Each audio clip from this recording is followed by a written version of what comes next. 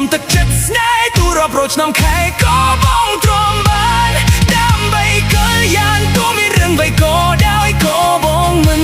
ស្ដាយក្រោយដែរទោះស្រីស្នេហ៍គ្មានបងក្នុងបេះដូងក៏ដោយឲ្យតែអូនមានចិត្តអាណិតដល់បងគឺមានន័យណាស់ហើយសម្រាប់ខ្លួនបងបើលោកនេះពិតជាមានព្រះសូមជួយឲ្យខ្ញុំឈ្នះចិត្តកលយានចិត្តអូនល្អកម្ររកបានតែគ្មានក្តីមេត្តា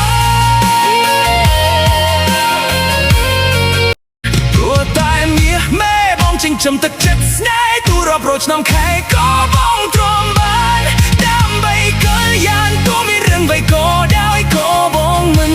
ស្ដាយក្រោយដែ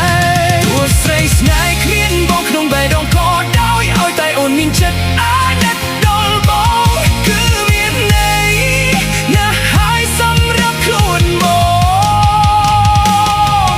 បើលោកនេះពិតជាមានព្រះសូមជួយឲ្យខ្ញុំឈ្នះចិត្តកលយានចិត្តអូនល្អកម្ររកបានតែគ្មាន